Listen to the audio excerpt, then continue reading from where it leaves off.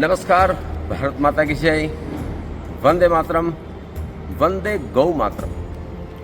હું આપને વંદે ગૌ માતરમ કહું છું ત્યારે મારે એ કહેવું છે કે આખાય વિશ્વના ઇતિહાસને તમે તપાસી જુઓ। આખાય વિશ્વના તમામ ખંડોમાં તમામ દેશોમાં પ્રાચીન યુગમાં સૌથી વધારે સુખી દેશ છે એ ભારત દેશ હતો। અને એ ભારત દેશ સુખી હતો એનું કારણ એ છે, આપણા ગીતો ગાય છે, નંદજીને ઘેર ધેનું 900 દૂધ, નંદજીના ઘેર 900 ગાયો, અરે કોટી એટલે કે કરોડો ગાયોના દાન દેવાતા, ગોકોટી દાનમ, દાનમાં કરોડો ગાયો દેવાતી।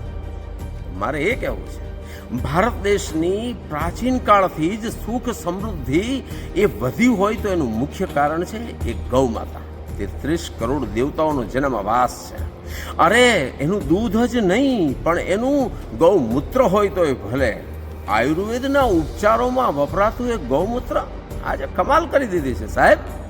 દુનિયાના વિજ્ઞાનને પાછું પાડી દીધું છે માત્ર ગૌમૂત્રએ। તો ગોબર, એનું છાણ ગૌ માતાનું એ પણ એટલું।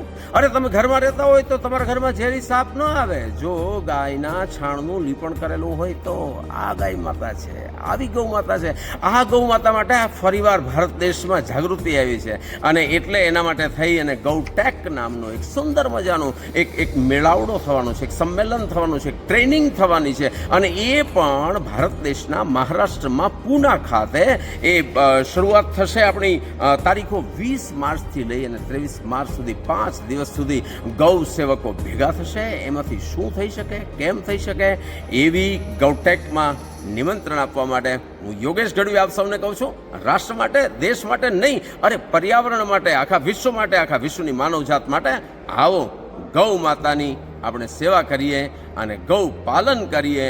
સાચ અર્થમાં વિશ્વનો એક વ્યક્તિ એ ગોપાલક બને એવી મહેચ્છા સાથે હું યોગેશ ગઢવી આપ સૌને પૂના ખાતે પહોંચવાનું નોતરું આપું છું। પહોંચી જાજો। વંદે ગૌ માતરમ।